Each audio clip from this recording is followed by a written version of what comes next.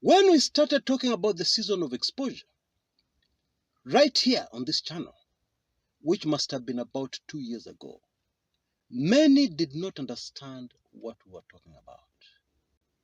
But today, it has become very clear to most Kenyans that indeed it is true. We are in the season of exposure. And we have warned many times on this channel that what that means is that things you got away with in the past, things you did in secret, in hiding, in the dark, in the past, and you neatly got away with it. This season we've entered into,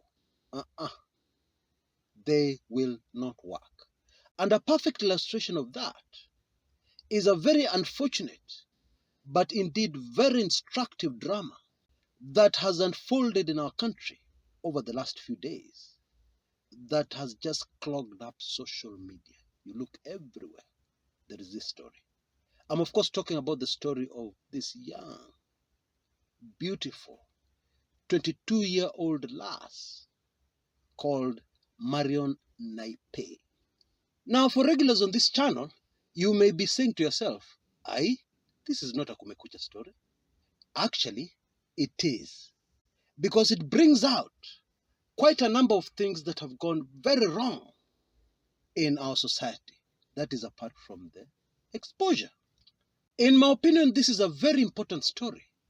Actually, it is a sign to warn us, because many of us have daughters, many of us have relatives, young girls. Yeah, it is a warning for us to wake up and realize what is happening in our society that is completely rotten. But we ourselves have created and encouraged that environment.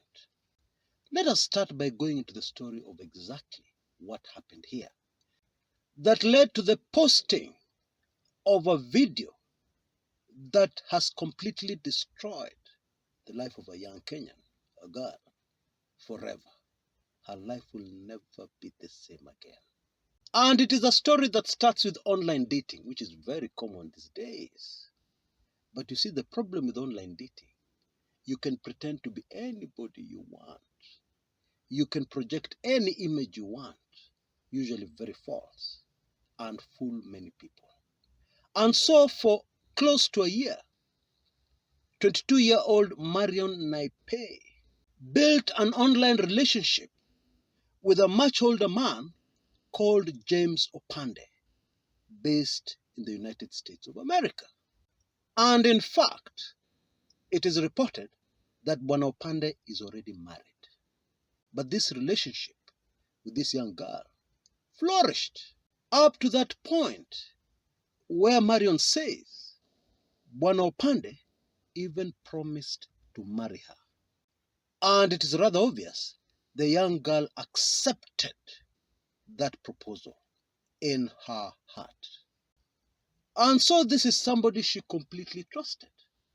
Now, we cannot rule out that this man may have had a similar relationship with other young lasses like this unfortunate Marion.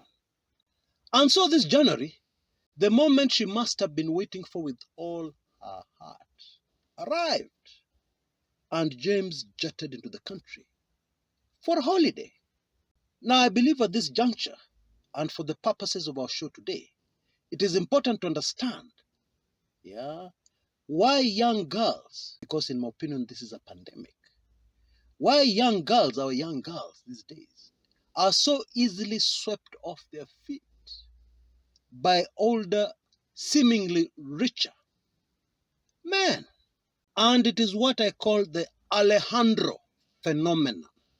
This disease, because I can't find any other way to describe it, swept into the country in the 90s when our local TV stations first invaded Kenyan homes with soaps, romantic soap operas, mostly Mexican. And Kenyan women were swept completely off their feet with very dire negative consequences on family life in Kenya.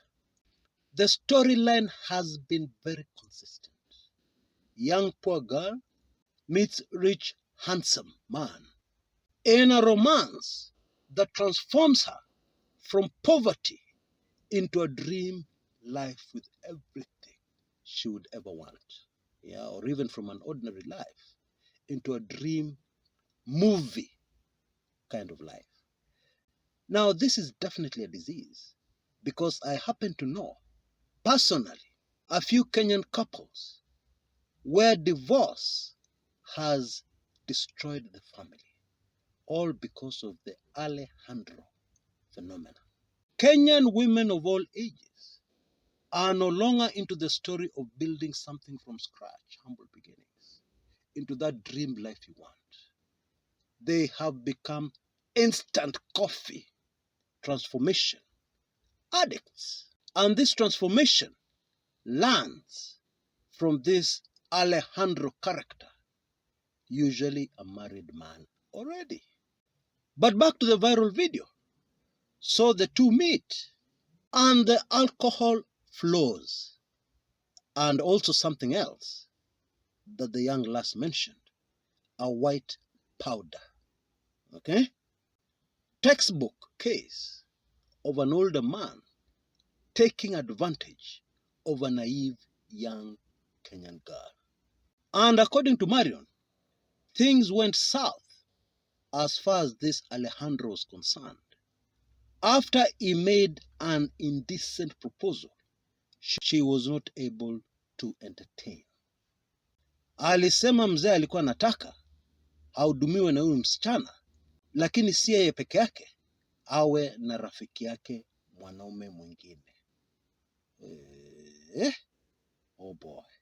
And those are the chain of events that led to this viral video being made and then being posted on social media.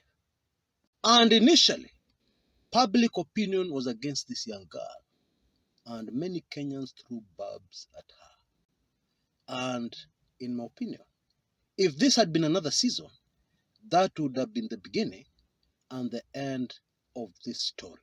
But hey, we're in a different season. And so what has happened is that this man has been exposed. The whole story behind the video has emerged and come out to the public, up to the details of this story, starting from the online relationship. And it is reported that some Kenyans in the diaspora have started making spirited efforts of finding out exactly where this man works in the States, with the intention of getting justice for this young lass. There are reports that he is in the medical profession. But this campaign to get justice for Marion has now even landed in Kenya, mostly through activist well-known Geoffrey Mosiria.